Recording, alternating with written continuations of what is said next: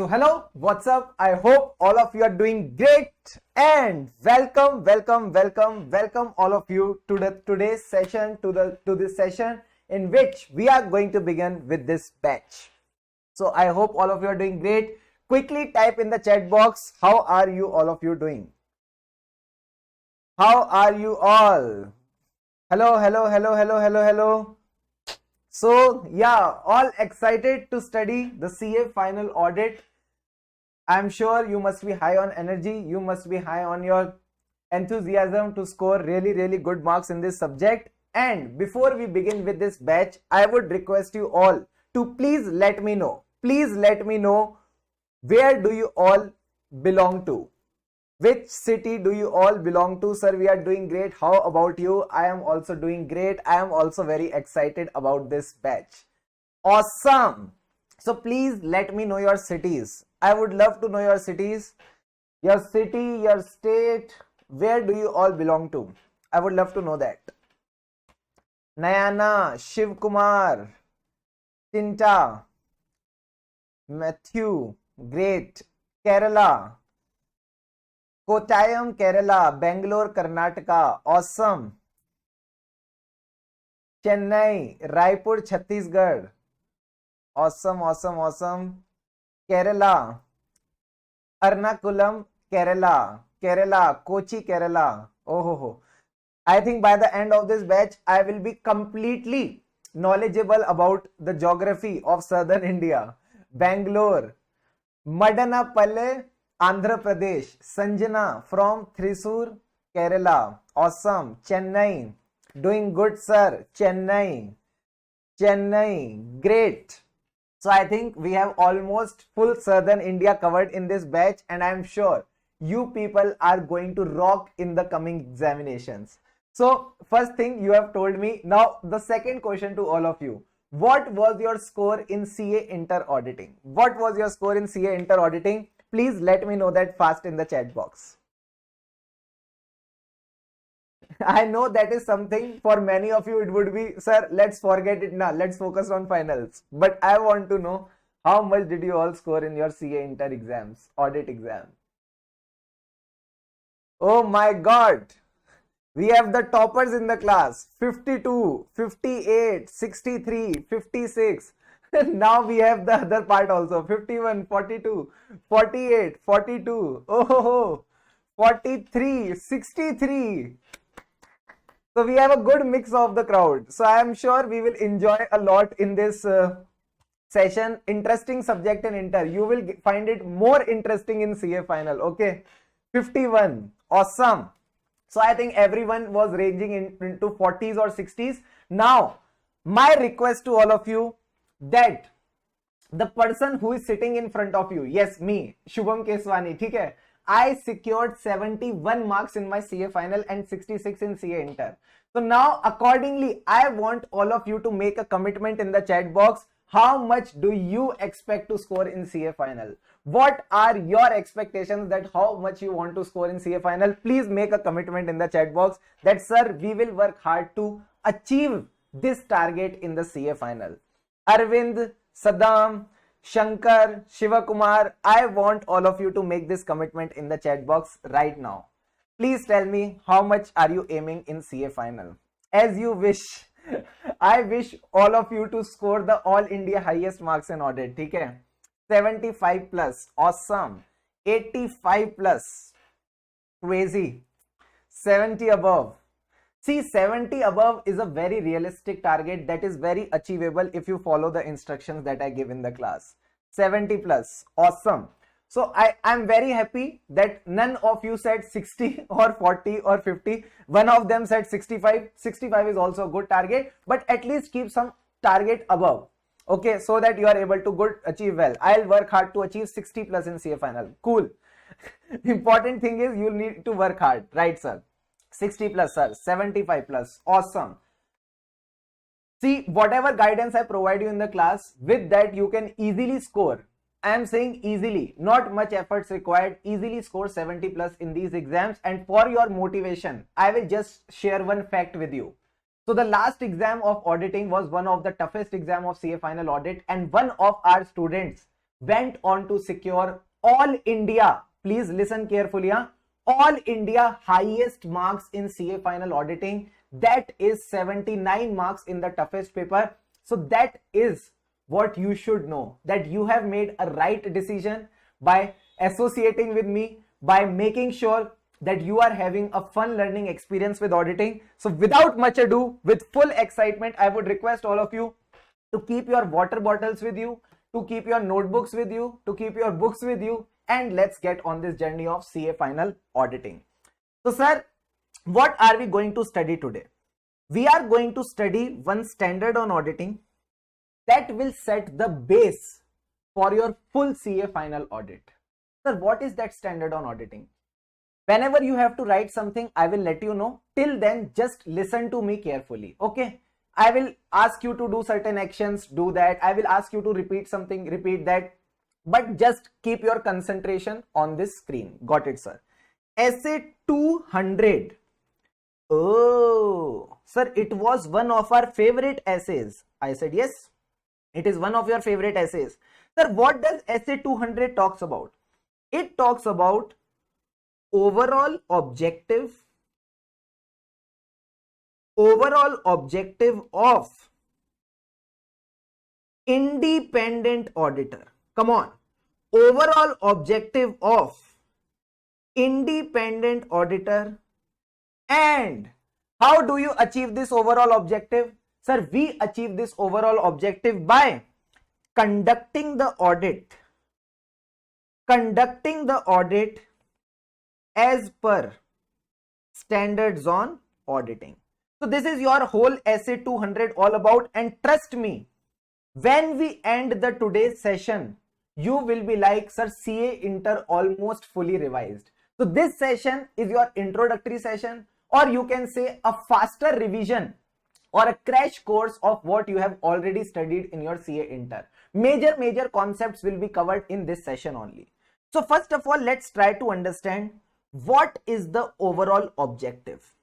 What is the overall objective? Then we will understand what is independence, how to conduct the audit as per essays. We will focus on those things also.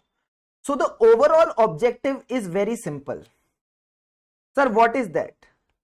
It says the overall objective of the auditor is to obtain reasonable assurance. As an auditor, I want to obtain reasonable assurance about what?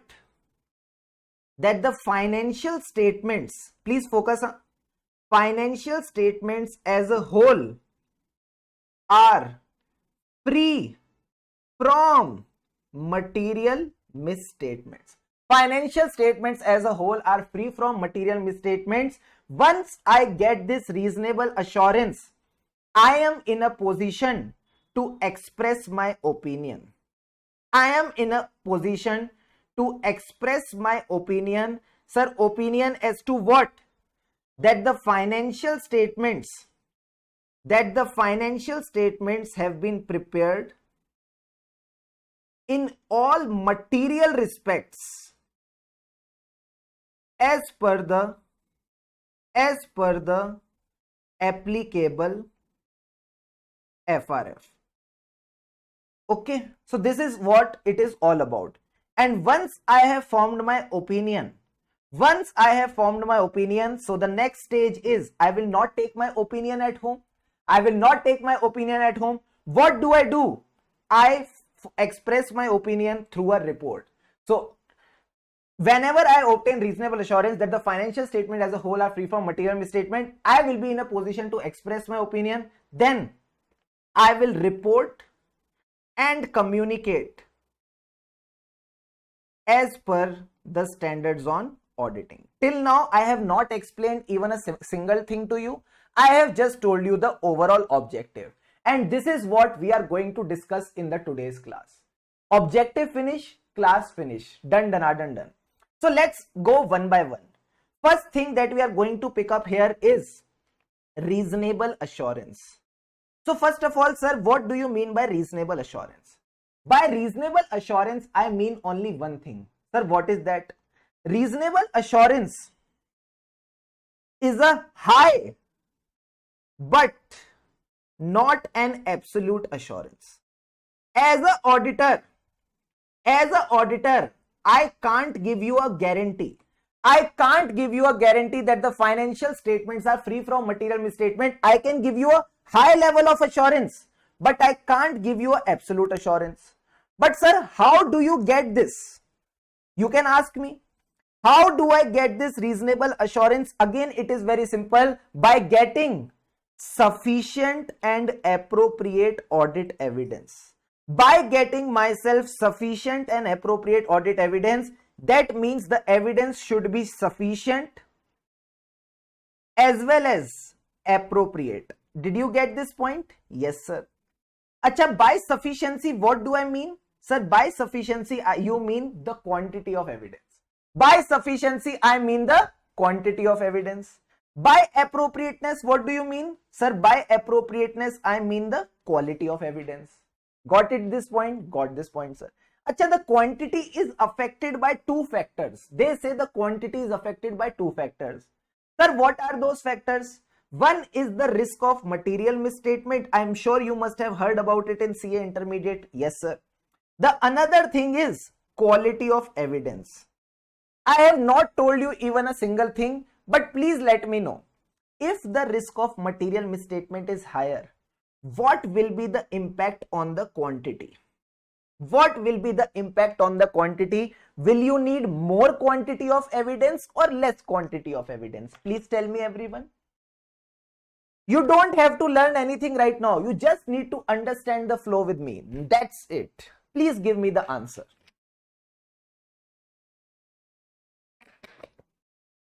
Nothing to be written. Nothing to be written right now. Just give me the answer. Sir, you will need more evidence. You will need more evidence. Very good. If the quality is good, then tell me, will I require more evidence or will I require less evidence?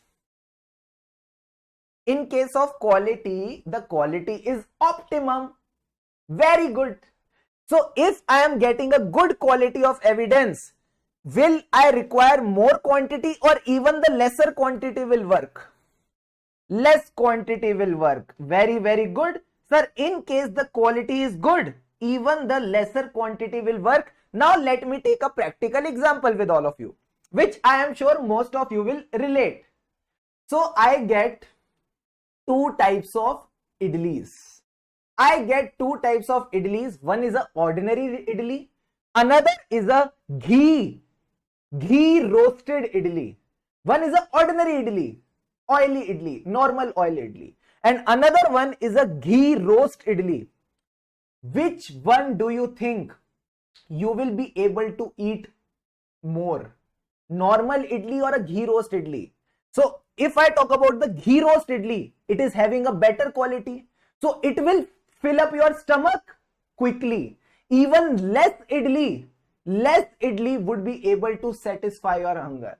Less quantity of idli would be able to satisfy your hunger. So if there is a ghee roasted idli, that means a high quality idli, even that idli in lesser quantity will be able to satisfy your hunger. So that is the same thing. That is the same thing. If the quality is good, it is a ghee roast idli, even the less quantity will satisfy the auditor. Is this part clear to all of you? Yes, sir. Now let's talk about the quality of evidence. Please focus, huh? Sir, what do you mean by quality? Quality is dependent on two factors. Everything you will be able to recall, don't worry. One thing is relevance. The another thing is reliability. Oh. Sir, what do you mean by relevance of audit evidence? Let's understand. Let's understand the topic of relevance of audit evidence. Please focus here. What is happening? What is happening? Achha, just give me a second.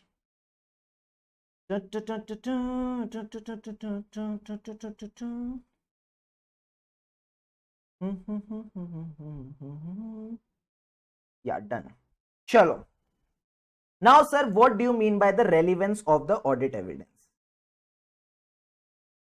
Relevance means the logical connection logical connection between the assertion being tested, logical connection between the assertion being tested and the audit procedure performed. The audit procedure performed, or you can say the audit evidence obtained. Sir, please give us one example. Please give us one example. Let's understand. Let's understand, sir, how we will draw and understand this meaning of relevance. So first of all, you would want me to explain the meaning of assertion. What do you mean by assertions? So assertions are a very simple thing. These are the representations by the management. What are assertions? So these are the representations by the management which are embodied in the financial statements, plus they are used by the auditor. They are used by the auditor to design the audit procedures. So till now I have not explained you anything. Okay? I have just told you two definitions. What is the first definition? Sir, relevance. What is relevance? It is a logical connection between the assertion that you are testing and the audit procedure you are performing and the evidence that you are obtaining. Then we discussed about assertion. What is assertion? Representation by the management embodied in the financial statement used by the auditor to design the audit procedures. Let's discuss about the assertions. For example, if I am checking the debtors of a company, okay, please look at it here and keep understanding whatever I am telling. In case you have any doubt, write it down and ask me when I give you the time. Okay. So in case there are debtors worth rupees 1 lakh in my balance sheet. Acha, debtor is what? Debtor is what? Please give me the answer. You must have studied this in CA intermediate. So there are three types of financial statement items: account balance, class of transactions, and there are disclosures. Please give me the answer. What is a debtor? In which category will you add debtors?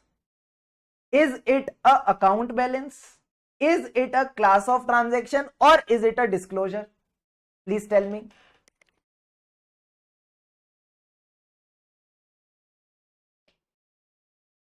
What shall be the category of debtors?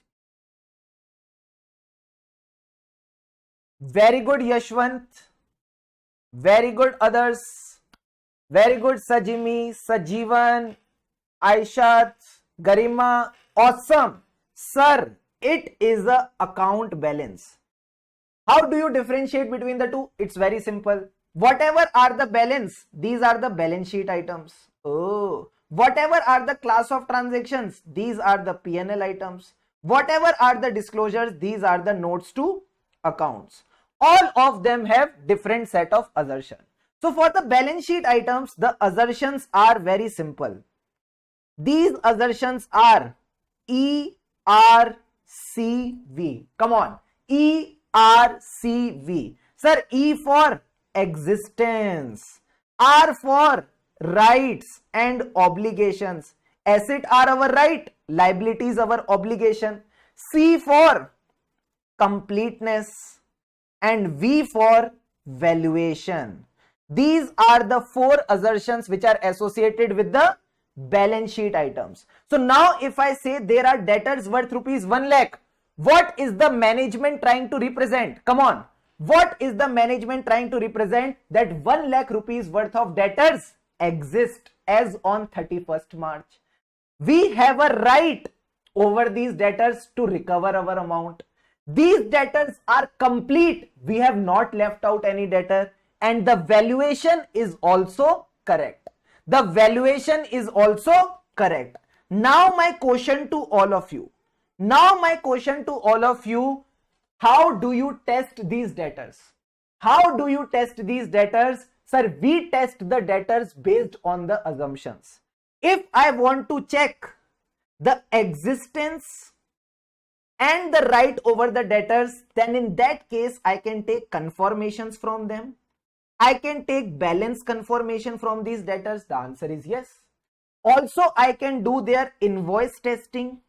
I must have made sales to them. I can do their invoice testing. The answer is yes. But now if I talk about completeness, will these procedures work for completeness? Can I check the completeness by taking confirmation? The answer is no. Sir, how come? These confirmations, these invoice testing, you will perform on the listing of the management. The debtors listing that the management must have prepared.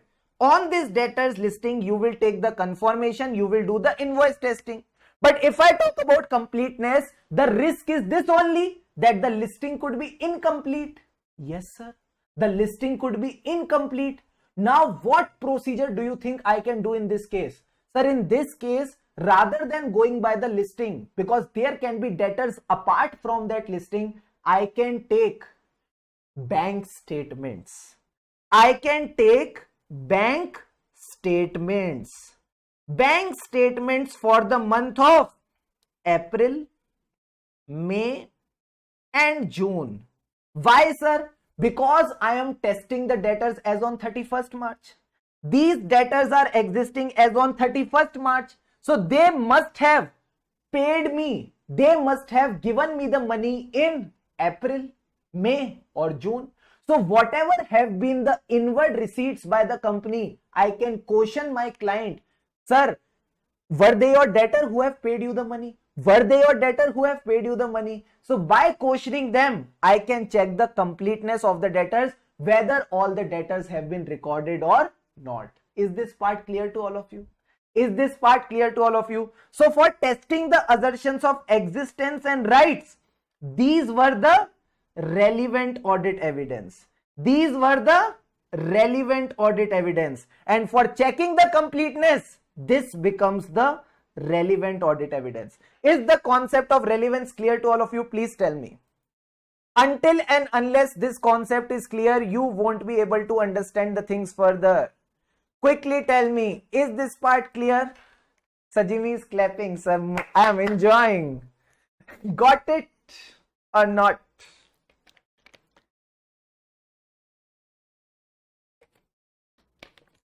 Done, done. Yes, sir. Similarly, if I talk about valuation, sir, how do we value a debtor? We value the debtor based on the amount due from the debtor. Yes, sir.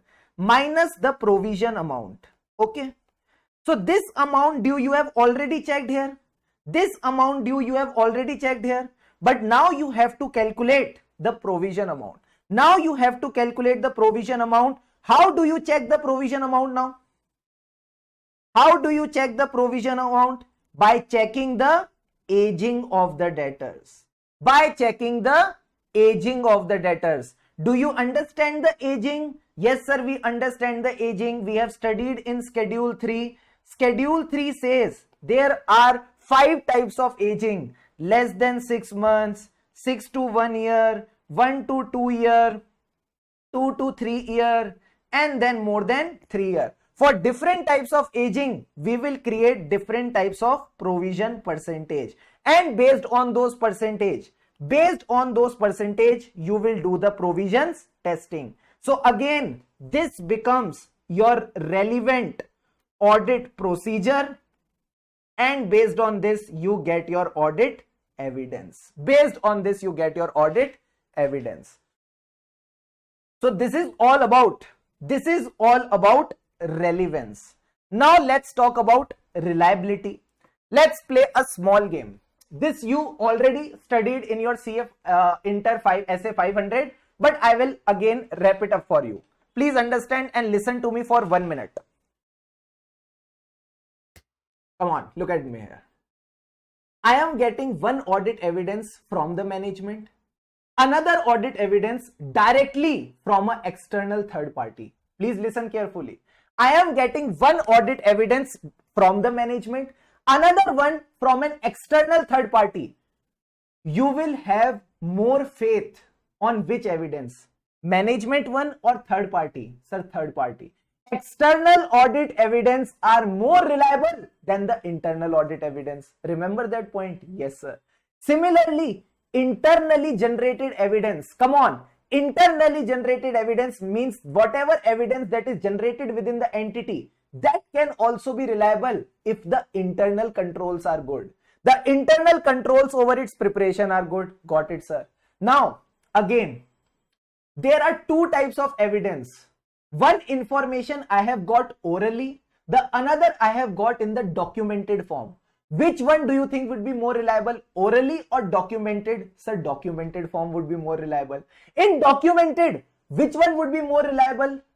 Original documentation or photocopy? Sir, original documentation would be more reliable. So these points we will again study. These points we will again study in Essay 500, but I hope you understand what is more reliable and what is not reliable, and the quality part is also clear.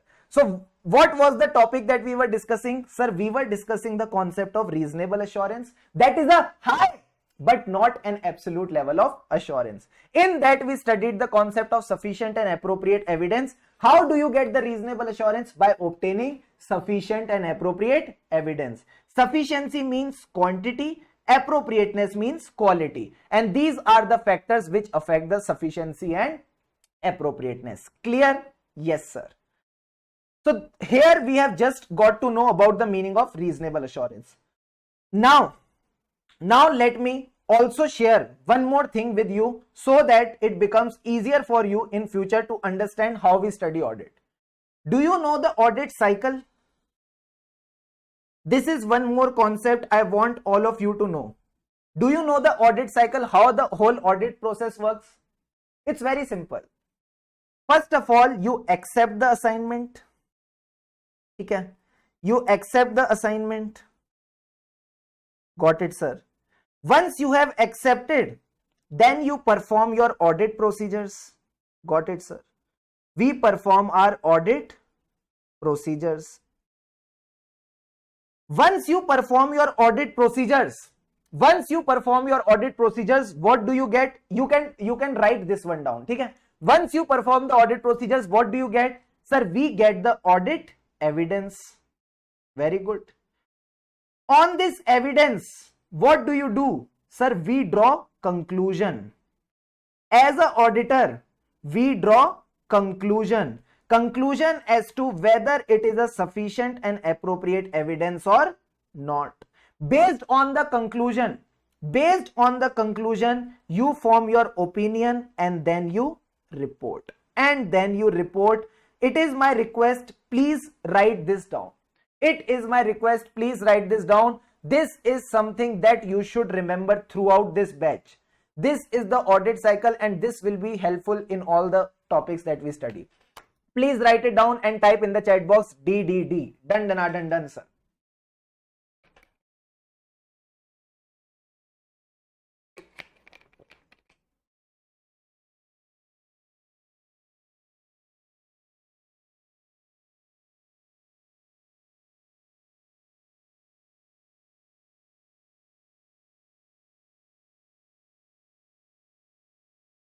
Very good. Last 10 seconds. Please be fast. Awesome. So we have good students who are writing so fast. So now let's move to the notes and see what is given here. So sir, we were standing on this topic of reasonable assurance. Okay? I already told you what is a reasonable assurance. Yes, sir. Reasonable assurance means you need to obtain a high but not an absolute level of assurance. Okay? How do you get? By getting sufficient and appropriate evidence. So this topic is also given here in your notes. Where it went? No. Yes, here it is. Sufficient and appropriate evidence. To obtain reasonable assurance, we need sufficient and appropriate evidence to reduce the audit risk to an acceptably low level. Achha, what is the audit risk? For the sake of simplicity, I will discuss it in detail little later on. Just understand the risk of wrong audit. So wrong audit means wrong audit opinion. When the financial statements are materially misstated. When the financial statements have material misstatement and still you give the wrong opinion, that means you give a clean opinion. That is called the audit risk. So it says you can reduce the audit risk to an acceptably low level, but can audit risk become zero? Can I reduce the audit risk to zero? The answer is no. This audit risk can never become zero. It can be reduced to an acceptably low level. That's why we obtain reasonable assurance to draw our opinion. It is a high but not an absolute level of assurance. How do we get it? By obtaining sufficient and appropriate evidence. These points we have already discussed. Now my question to all of you, so that we can move to another important topic. Sir, why are we not able to reduce our audit risk to zero? Why are we not able to detect all the material misstatements? Why are we compromising with a reasonable assurance? Can anyone help me out? Can anyone help me out? You have already studied this in CA Inter. So please try to recall. What was that topic that made you compromise with a reasonable assurance? That made you compromise by reducing the audit risk to an acceptably low level but not to zero. What do you think is that topic? Sir, the right answer is inherent limitations of auditing. Inherent limitations of auditing, that is ILA. Come on, that is ILA. So let's move on. Let's move on to that topic. And here it is that, here is your topic. Here is your topic. So sir, inherent limitations of auditing says, first of all, we talk about audit evidence. This audit evidence will be persuasive but not conclusive. This will be persuasive, not conclusive. Got it, sir? What do you mean by persuasive? That means you will obtain a sufficient and appropriate evidence, but you can't obtain a guarantee that everything is all right. Got it, sir? From this persuasive evidence, what do you get? Sir, we get reasonable assurance. We get reasonable assurance but not an absolute assurance. Got it, sir?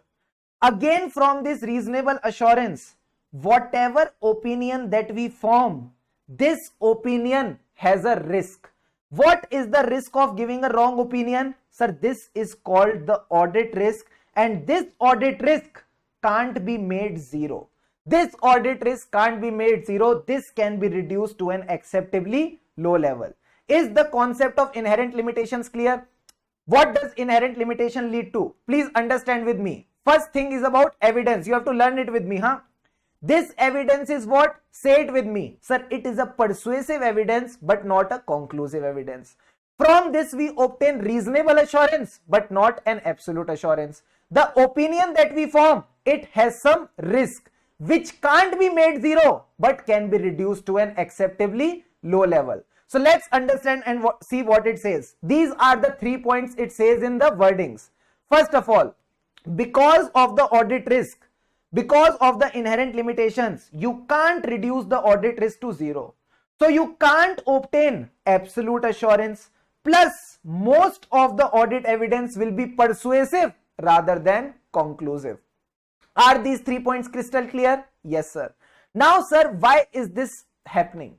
Why is this happening? This is because of the nature of the whole audit process. So audit has two parties: management, auditor, and the circumstances. Come on. Management, auditor, and the circumstances. First limitation is because of them. Say it with me. Acha, if you are not saying that, you will not be able to remember. Huh? Pehle I am telling you. You have to follow my instructions very diligently. So the first issue, first limitation is because of them. That is the management. That is the nature of financial reporting. Whatever financial statements that you are auditing, are they crystal correct? Are they fully accurate? The answer is no. Sir, why? We all understand when the management prepares these financial statements, they make certain accounting estimates. can the estimates be made with 100% accuracy? The answer is no. So if the estimates can't be made with 100% accuracy, how can we as an auditor say that the financial statements are true and correct? That's why we give a true and fair view, not a true and correct view. Because the financial statements involve judgment by the management. Management is required to make a lot of judgments regarding the fair values, regarding the future values, regarding the accounting estimates, provisions. Nothing can be absolutely correct. Nothing can be absolutely correct. So the first point is because of them. That is, the preparation of financial statement involves judgment by the management. Judgment by the management in applying the requirements of the applicable FRF. Sir, what do you mean by applicable FRF? For the sake of simplicity, FRF would mean the guidance you use for preparing the financial statement. That is your Schedule 3. That is your Indian accounting standards. That is your accounting standards. Okay? When you are applying the FRF to the facts and circumstances of the entity, for example, accounting estimates. Is the first part clear to all of you? Yes, sir. Very simple. Limitation is because of them. Now comes the second part, our limitation. Sir, what is our limitation? Focus here. It says that the auditor is dependent. Write with me. Auditor is dependent. Sir, dependent on whom? Management. So the management and others don't provide the complete information relevant to preparation, presentation of the financial statement.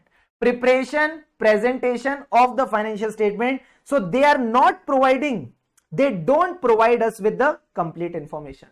Why do you think they will not provide us with the complete information? Why do you think they will not provide us with the complete information? Because management is a fraud. Management is a fraud. So the second point is very simple.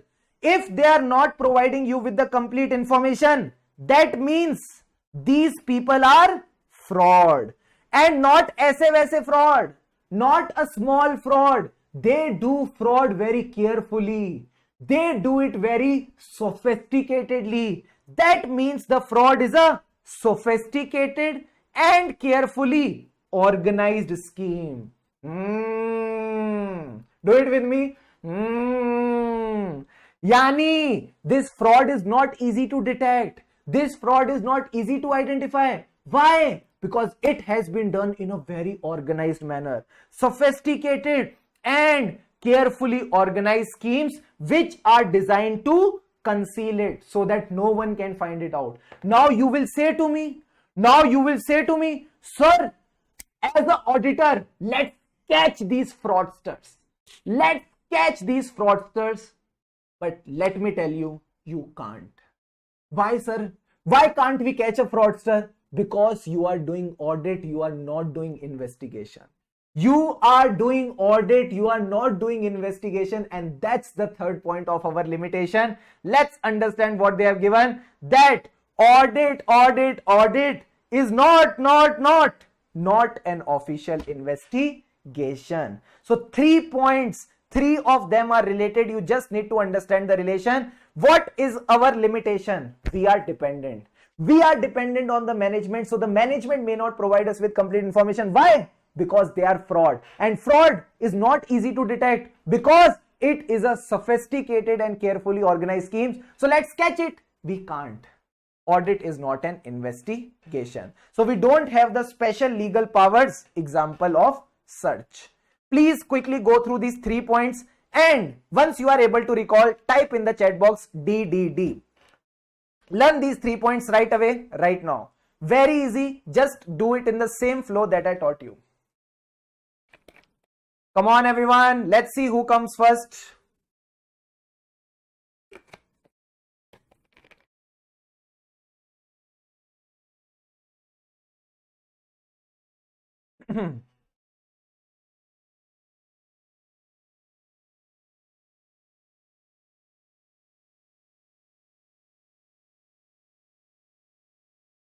Yes, auditor is a watchdog, not a bloodhound.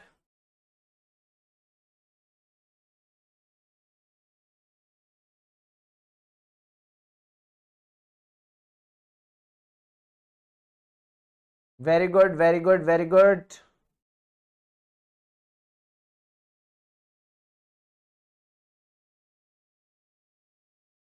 Last 10 seconds. Awesome. Awesome, awesome, awesome, awesome, awesome. Yes, sir. Let's move to the third point.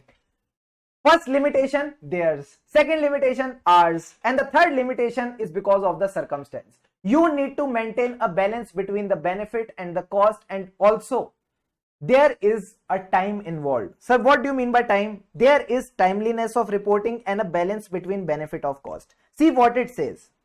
It says that the relevance of the information. Sir, what do you mean by relevance? That is the value of the information. It tends to diminish over a period of time. As the time passes, the value of the information comes down. There is a balance to be struck between the reliability of information and its cost. Sir, what do you mean by it? Please understand. So there are two things that you need to understand here. First of all, for doing audit, there is a shortage of time. So you need to maintain a balance between the time and cost involved and the benefits of audit. That is one interpretation of this. The second interpretation, I will give you an example. Only through that example, you will be able to understand what I am trying to convey. There is an internal control in the entity. I want to test that internal control. Okay? I want to test that internal control. For that internal control, two documents are available. One documentation is of August. Another documentation is of March. Okay? I hope you understand that the financial year is April to March. Okay? One documentation is of August. The another documentation is of March. Which one do you think would be more reliable? Which one do you think would be more reliable, more relevant for you?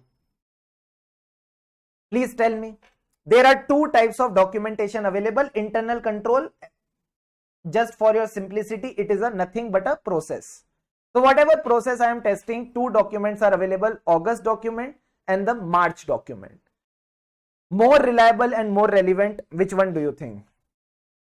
So one student has said August, another has said March. Good. One more March. March is getting more votes. Very good. Waiting for more answers. March will be more relevant. So now everyone is saying March. See, let me explain. March will give you the reality check of what is the latest process going. Okay? It will give you the reality check of what is the latest process going. August documents, okay? August documents can be manipulated. These can be manipulated and we are not sure whether these documents were even prepared in August or not. Okay? So that's why they are trying to convey, as the time passes, the relevance of the information, thereby its value tends to diminish, because there are higher chances of manipulation. There are higher chances of the process getting improved over a period of time. So more recent documentation that you take, that recent documentation is considered to be more reliable than the older documentation. Is this part clear? Yes, sir. And the third part says, next topic says, the fourth point talks about 4 matters.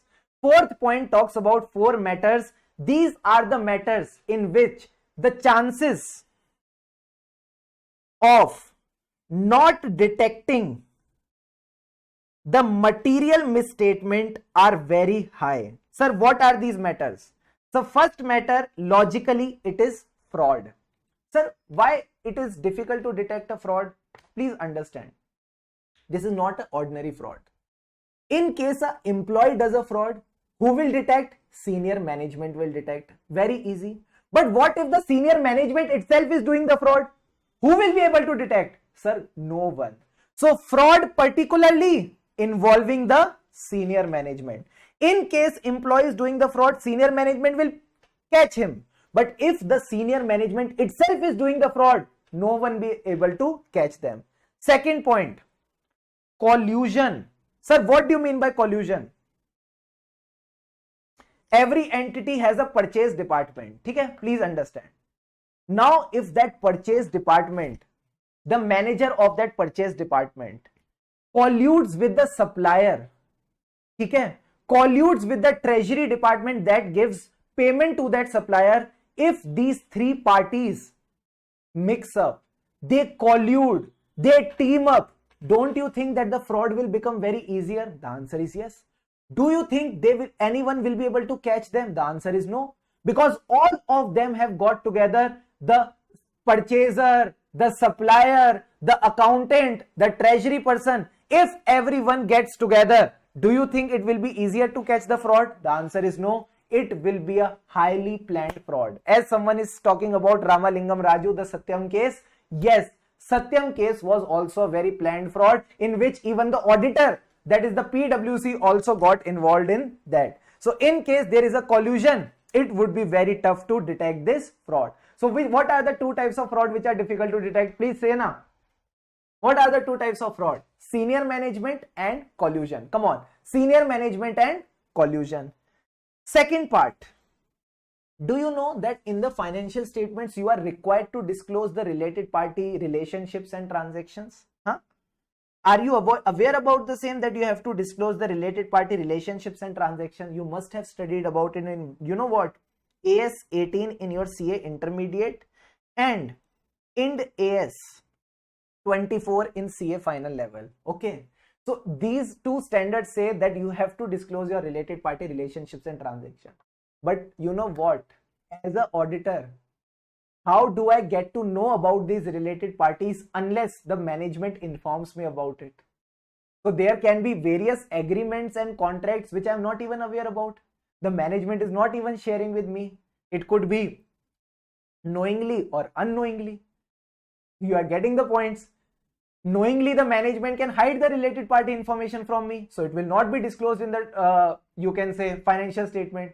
Or unknowingly, they may miss out on sharing the related party information. So again, this could be knowingly or unknowingly, but related party is something that the auditor can't do much about, and this existence and completeness of related party relationships and transaction is another area where there are chances of misstatement being missed out by the auditor.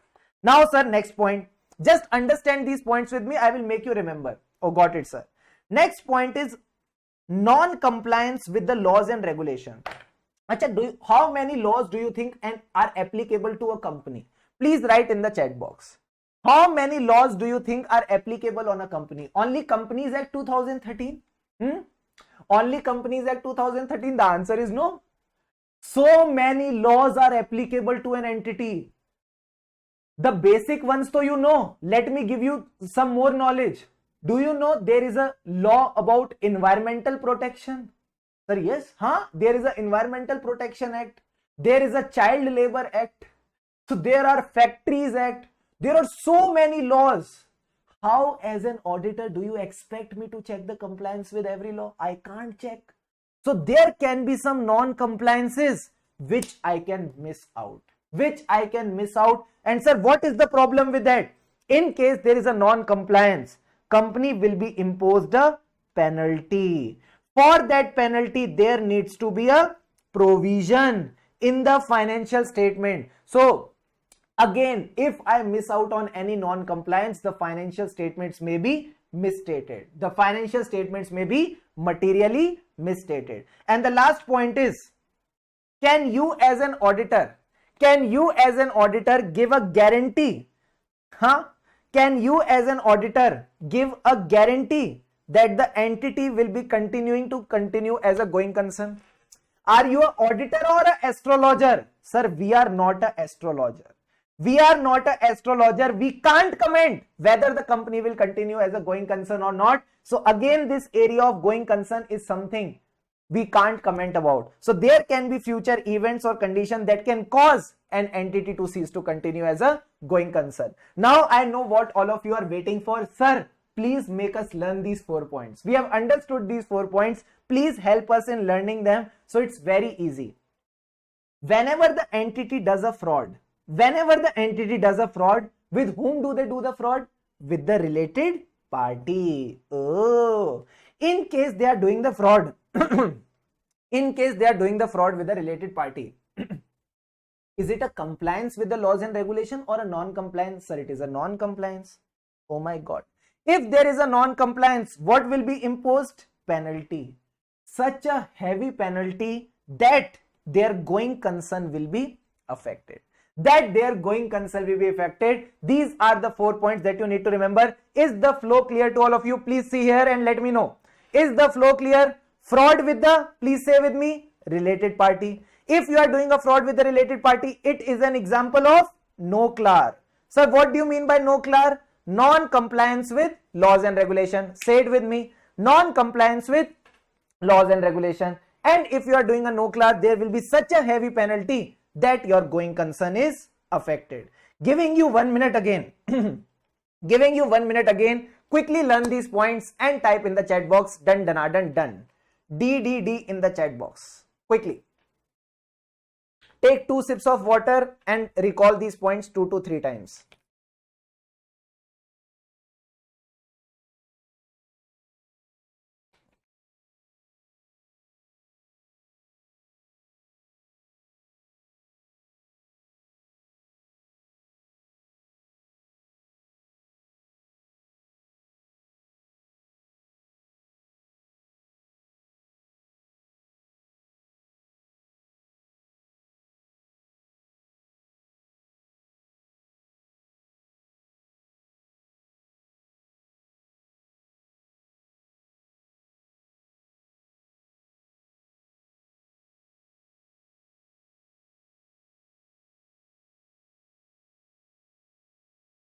Done, done. Awesome, awesome, awesome, awesome. Now let's talk about the note. And after the note, we will do the question bank. Okay? Get ready for the note. Let's see what it says. It says, because of the inherent limitations of auditing, because of this thing that we just discussed, because of ILA, there is an unavoidable risk. Unavoidable risk means this risk can't be mitigated, that some material misstatement may not be detected even though audit is planned and performed as per the essays. Now your question comes, how do we know that the audit is planned and performed as per the essays? That I have already told you. Already told you. Sir, when did you tell us? I told you, there is a circle. There is an audit circle. Yes, sir.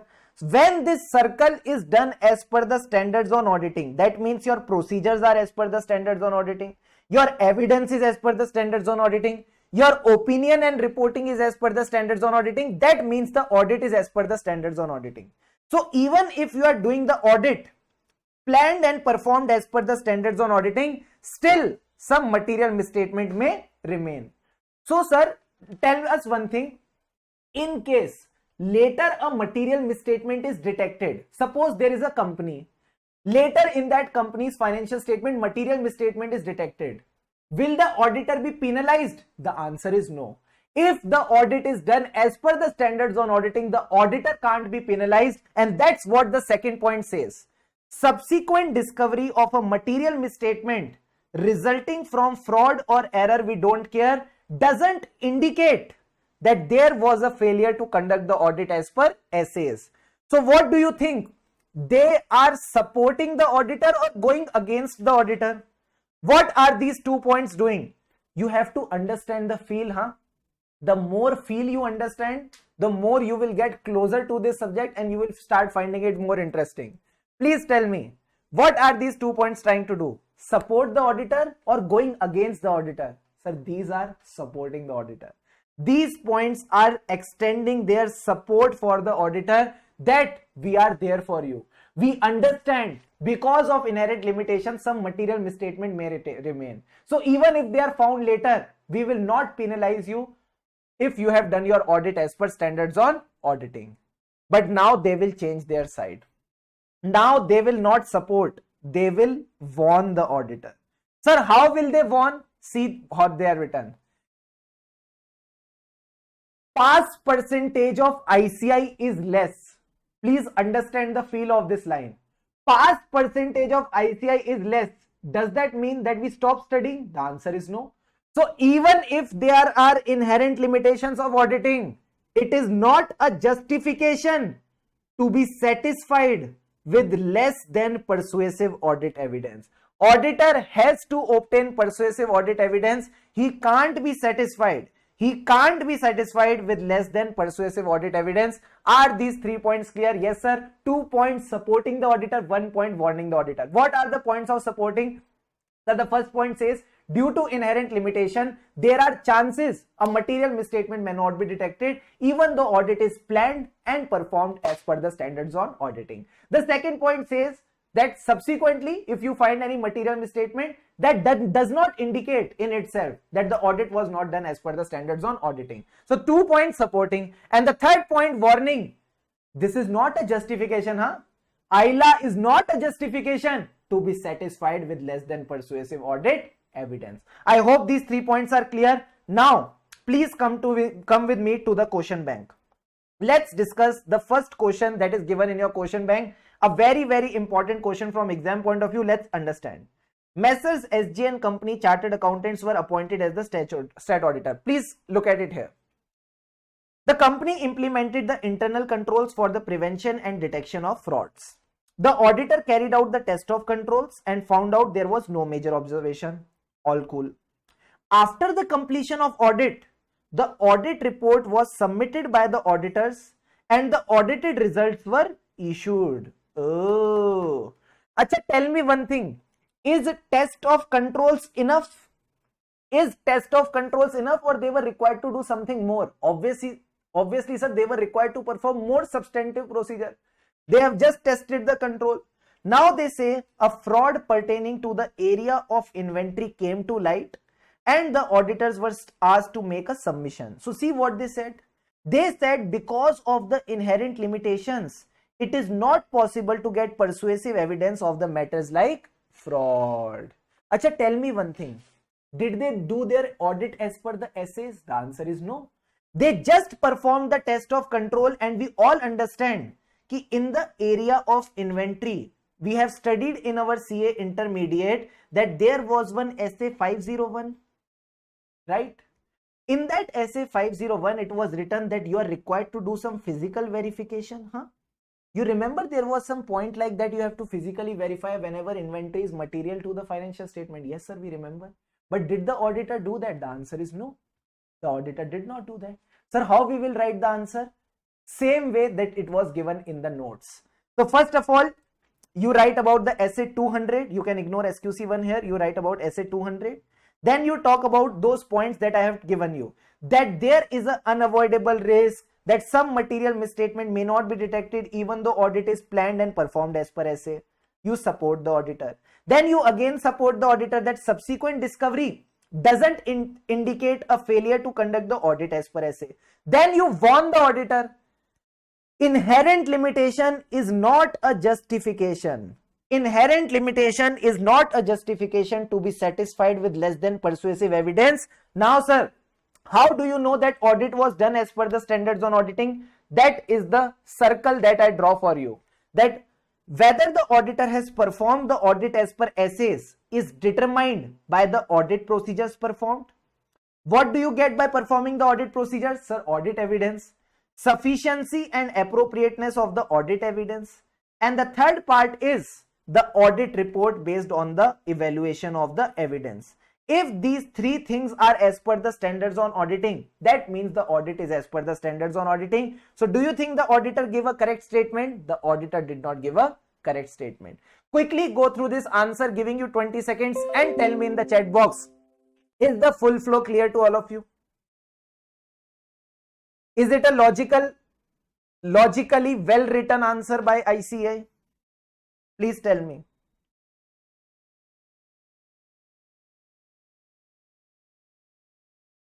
Come on, come on, come on. Be energetic.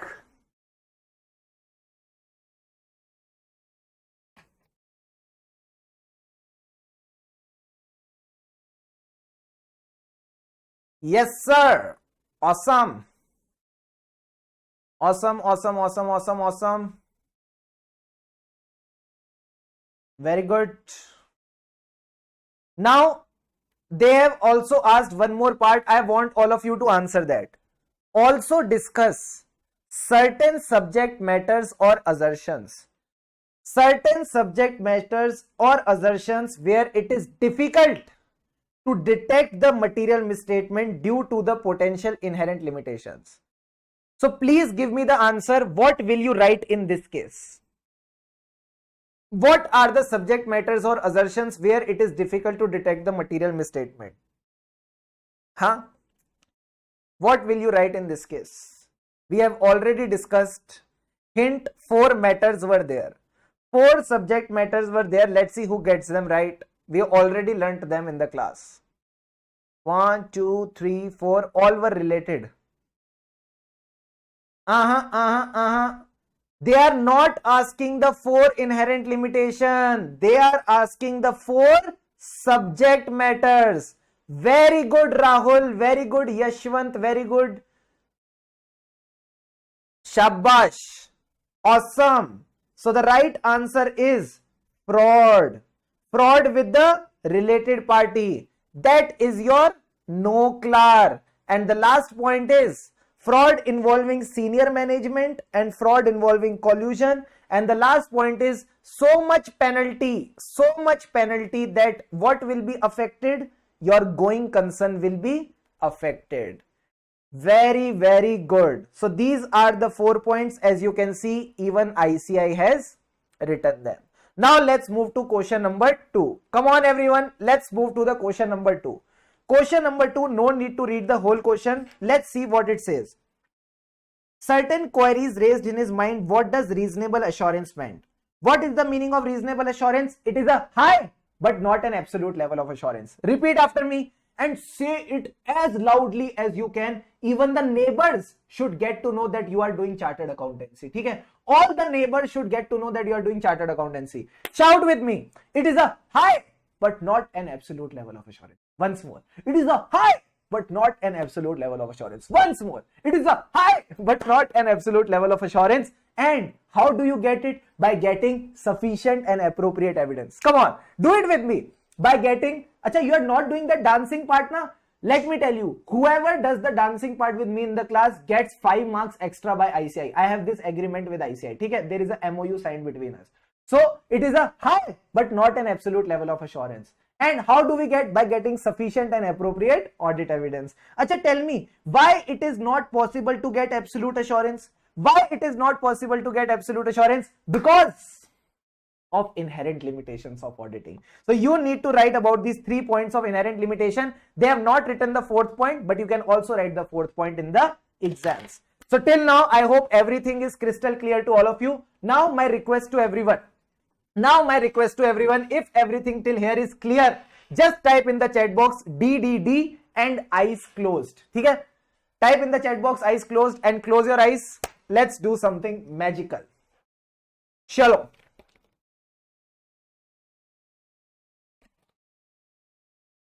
Then we will move to the next topic.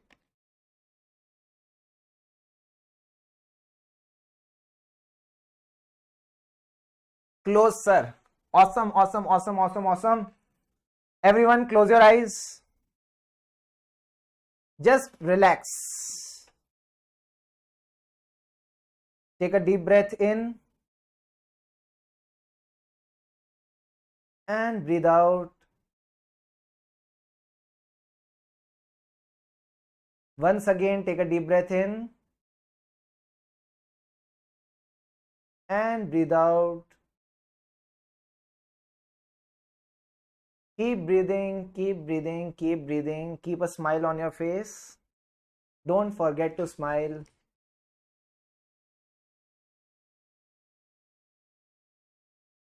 Just observe your breath.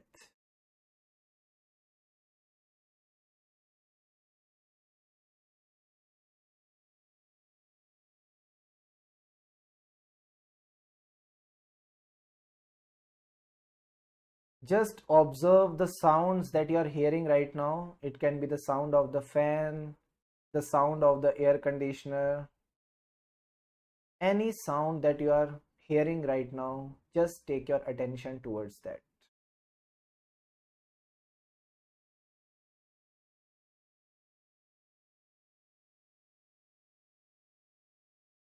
Keep breathing, keep breathing.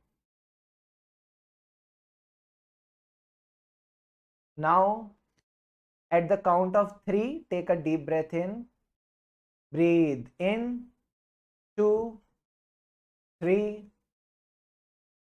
Hold, hold, hold. And slowly, slowly, slowly, slowly breathe out. One more time with my count. Breathe in. 2, 3. Hold, hold, hold. And slowly, slowly, slowly breathe out. Keep breathing, keep breathing, keep breathing. Don't forget to smile. Thank Almighty, whoever you have faith in, for everything that it has given to you, for all the things it has blessed you with. Thank the Almighty with a smile on your face. Now bring back your attention towards your body, towards your surroundings, towards the place that you are sitting in, and start rubbing your hands. With full energy, give your 100%, give your 100% in everything that you do. From today onwards, commit with me that you will give your 100% in everything that you do so that you have utmost satisfaction and happiness in the life. Now you can gently place your hands on your eyes. For those wearing spectacles, please remove them before doing that. Yeah. Just feel this relaxation. Massage your cheeks, massage your forehead.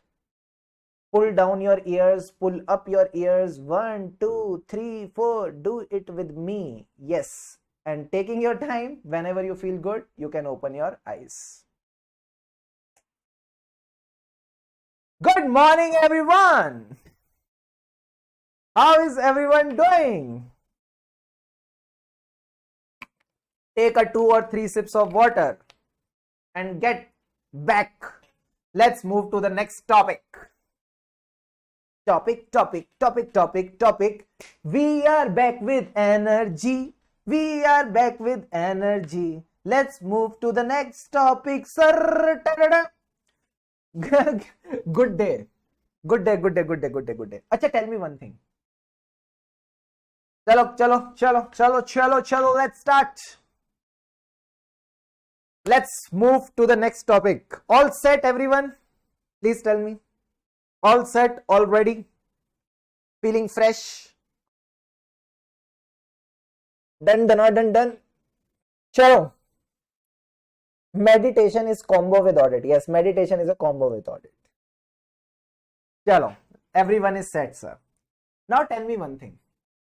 There is a problem of inherent limitations. There is a problem of inherent limitations, and there could be a fraud that we are not able to detect. There could be a non-compliance with law and regulation that we are not able to detect. But there is one thing as an auditor that we can do. Sir, what is that thing? We can stay alert. We as an auditor can stay alert. We never know in which document we find the non-compliance with law regulation, in which document we find the existence of a related party, in which document we find that there is something fraudulent happening in the company. So as an auditor, we have to stay alert. Got this point? Yes, sir. Now you must have been aware about which topic I am going to discuss right now. Sir, the alertness wala topic is skepticism. That is the professional skepticism, one of the most beautiful topic of CA final auditing, and I'm sure you will really enjoy it. Acha, let me tell you a story. So I'm not sure what happens in southern India. In northern India, there is a famous producer, TV serial producer, whose name is Ekta Kapoor. Okay? So what she does now, she makes very amazing serials. So I will talk about one of the episodes of the serial that my mom watches a lot, and I will narrate that to you. So what happens in that serial? There is a wife and there is a husband. So the wife is waiting for the husband. It is late night. It is around 1 or 2 a.m. in the late night. Okay? And it is a very, very, very dark surrounding. Okay? and the wife is very worried that where is her husband. ठीक है? And then there are sounds of animals crying in the background. The cat is meowing, the dogs are barking, the dogs are also hooting. Ow! Ow! So it is a all horrific, ठीक है, type of surrounding. And the wife is very worried that where is her husband. She is walking fast, here, there, here, there, walking from left to right, right to left. And then suddenly the bell rings, ting tong, the husband is here. And the husband is like worried. Now what will he do? So the wife is like, where were you? He said, yeah, I was just busy with my friends. Just there was something urgent that we were discussing, and that's why I got late. The wife was like, okay. Then suddenly wife saw that on the white shirt that the husband was wearing, there was a red stain. There was a red stain on his shirt, and she cautioned her husband. How come you got this? How come you got this red stain? And the husband got worried. What will he say in this situation? So he said, how do I know? I was there at the McDonald's. I was feeling very hungry. So in that hungerness, I just quickly opened the ketchup. And just when I opened the ketchup, it flew out. And some ketchup got on my shirt. It is because of that only that this red stain is here. So wife was like, okay. So the husband went inside the bathroom, kept his shirt outside, and the wife started examining that shirt. She started smelling that shirt. It is not the ketchup, it's something else. Now what was that something else? The show got over. But this was all about professional skepticism. Let's understand what's written in your book. See what's written. Professional skepticism is nothing but the attitude of that wife. She was alert to the conditions that can indicate possible misstatement due to error or fraud. She cautioned her husband, what is this red stain all about? When the husband gave the explanation, after he went to the bathroom, she did the critical assessment of the audit evidence. Is the professional skepticism definition clear to all of you? Is the whole definition clear to all of you? What are the keywords you need to write? Yes, sir. This is nothing but a attitude. What are the 3 points of attitude? Alertness, questioning mind, and critical assessment of the audit evidence. Are these 3 parts clear? Yes, sir. Quickly recall them with me. It is an attitude. Attitude, staying alert to the circumstances that may indicate fraud. Then having a questioning mind. And after the husband goes inside, you do the critical assessment of the audit evidence. Now, sir, the next question that can be asked by ICI is, what are the 4 areas where the auditor needs to stay alert? Just understand the flow with me. It is very easy. First part says that the audit evidence is contradicting with the other audit evidence. For example, please understand, there is a bank balance in the balance sheet. That balance is of, let's say, 1 lakh rupees. And even in the bank statement that the management shared with us, we did not get the bank statement ourselves. Management shared that bank statement with us.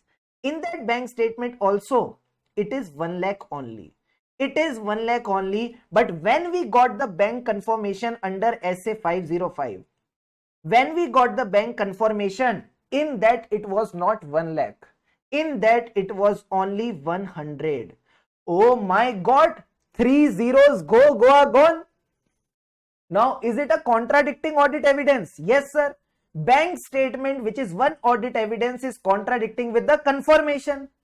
Do you think you will find the bank statement reliable? The answer is no. It brings into question the reliability of documents and the responses to the inquiries of audit evidence. Plus, what are you smelling right now? What are you smelling? Sir, we are smelling fraud. This is an indication of fraud. If there is a fraud, what do you think? As an auditor, will your work increase or decrease? Sir, it will increase. That means the need for audit procedures, in addition to that is required by standards on auditing. Are these 4 points crystal clear? Yes, sir. So you have to stay alert to the bank balance and the confirmation. So whenever there is a contradicting audit evidence, that means you will question the reliability of one evidence. What are you smelling? Fraud. That means your work will increase. Are these 4 points clear? Come on, everyone. Giving you 1 minute. Giving you 1 minute. Learn these 4 points right away, right now. Quickly learn these 4 points right away, right now. Where an auditor needs to stay alert. Contradicting audit evidence, that brings into question the reliability of documents. We are smelling fraud. That means we need to perform additional audit procedures. Recall it 2 to 3 times.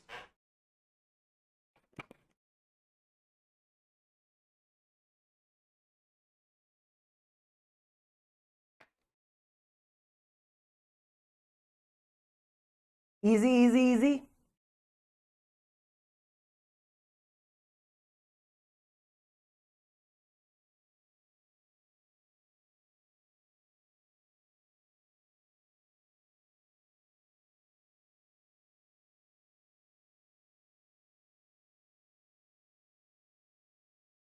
Come on, come on, come on, everyone.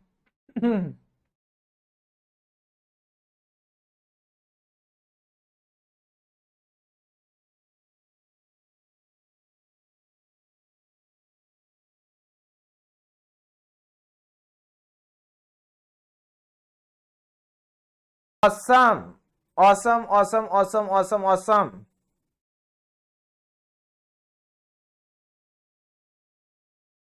Very good.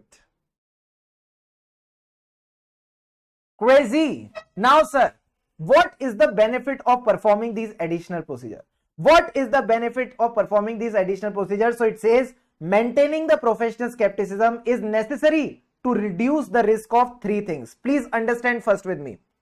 First of all, overlooking unusual circumstances. For example, there was one entity which gave its warehouse on rent for free. That means no money was involved. In case they are giving their warehouse on rent for free, what do you think the other party would be? What do you think the other party would be? Sir, there are high chances that it would be a related party. There are high chances that it would be a related party. So if you are staying alert, then you can avoid the chances of overlooking unusual circumstances. Is it usual for a company? Is it usual for a company to give the warehouse for free? The answer is no. It is a very unusual case. So if you find something unusual, then there are chances that it could be a fraud, it could be a transaction with a related party. So second point, overgeneralizing when drawing the conclusions from the audit observation. Sir, what does this point say? Had I not had professional skepticism, had I done my audit very usually, I would have relied on the bank statement. Based on my reliance on the bank statement, I would have said that the bank balance is clear. But I did not form a general conclusion. I took a bank confirmation. Additionally, and instead of generalizing my conclusion, I took a step ahead.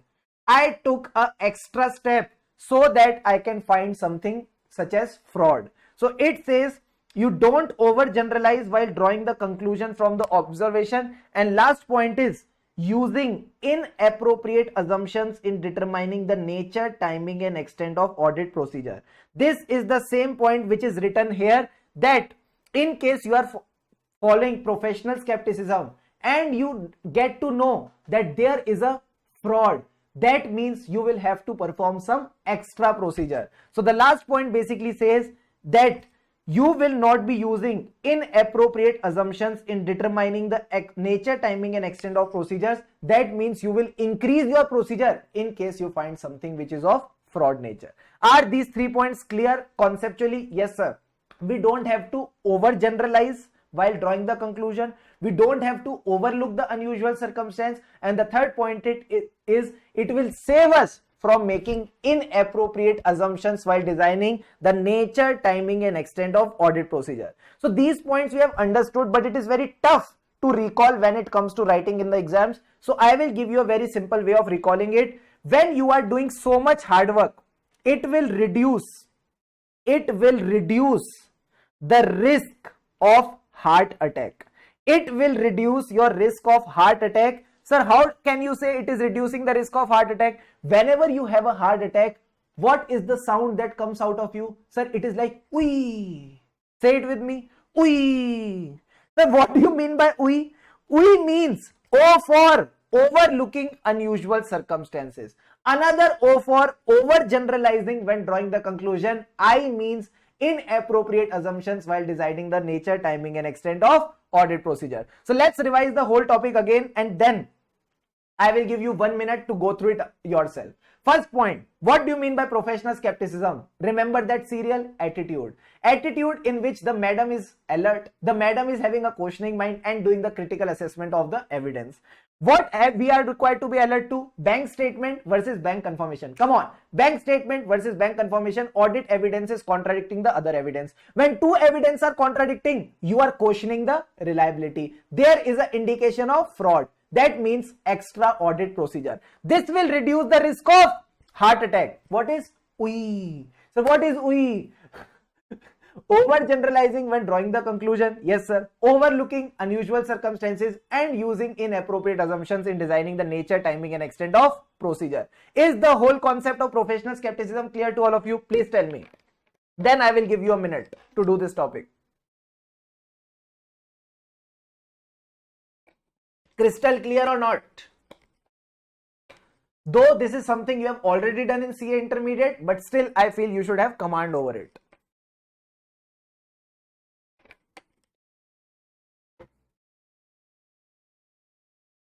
Come on, turn the radio on. Chalo. Please take a minute and go through this yourself in the same manner as I did. See, let me tell you one more thing. In FR, your teacher gives you time to solve the question. In SFM also, AFM what you call it, your teacher gives you time to solve the question. In audit, I will make you understand the things. I will make you learn the things also.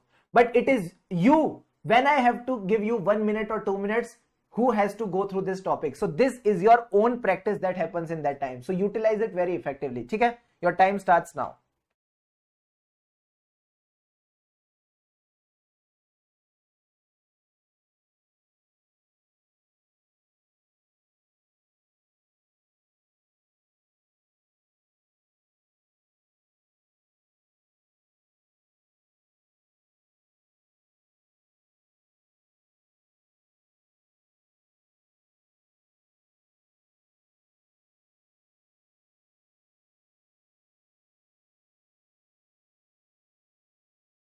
Last 20 seconds. Please be fast. Please be energetic.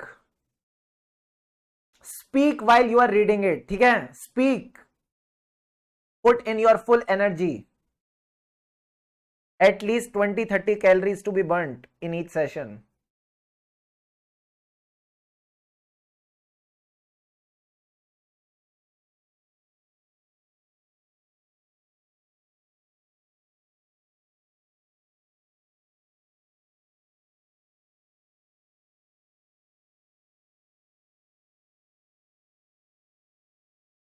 DDD.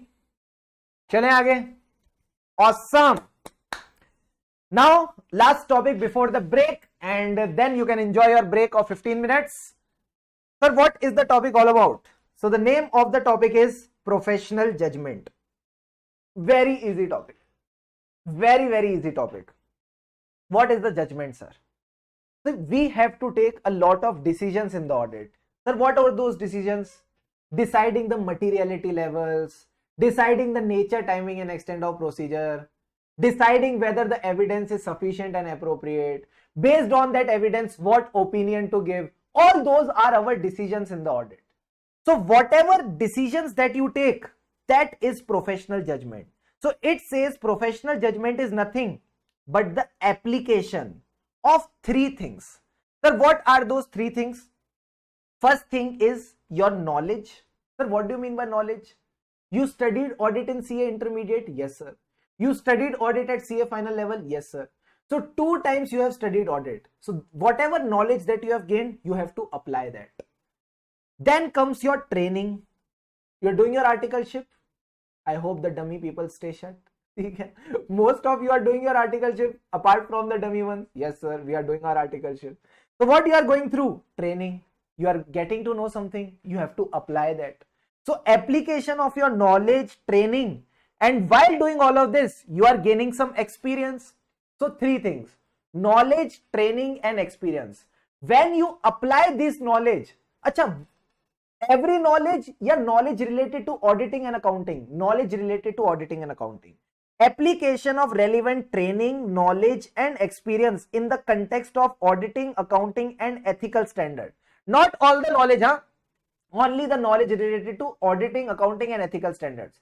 When you apply this knowledge in making informed decisions about the course of action appropriate in the circumstances of audit engagement, that is called professional judgment. So professional judgment is just applying what you know while you are performing your audit engagement. Is this part clear? Yes, sir. So let's revise this definition again just for your understanding purpose. So what is the definition? Application of your relevant knowledge, training, and experience. So which knowledge? In the context of auditing, accounting, and ethical standards. You also need to be ethical, that we'll study in professional ethics, so need not worry about it. When you are making informed decisions in the course of audit engagement. That's it. So sir, at what stages do we need to require the professional judgment? Did I tell you about the audit cycle? Yes, sir.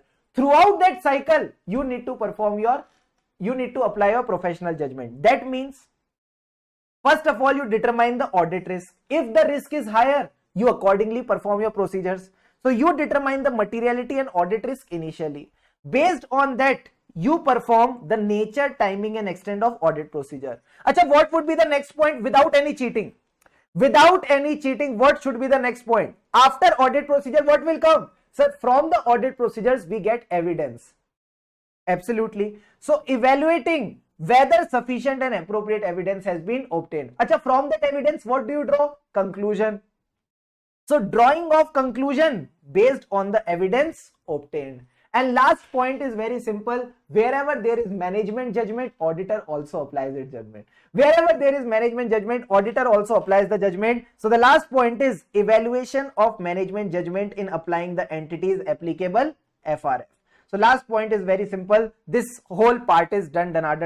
So first of all, materiality and audit risk. Based on that, you perform the audit procedure. From those procedure, what do you get? Sufficient and appropriate evidence. From that evidence, you draw the conclusion. And last point is, wherever there is management judgment, there is auditor's judgment. So till now, what we discussed, we understood the meaning of reasonable assurance. We understood why we obtain reasonable assurance, because of inherent limitations of auditing. What is the power of the auditor to tackle with inherent limitations of auditing? Professional skepticism. And after skepticism, we studied professional judgment. So only 4 topics done, but done with proper quality. Now, after the break, we will cover the remaining topics. Giving you a 15 minutes break. Enjoy and relax yourself.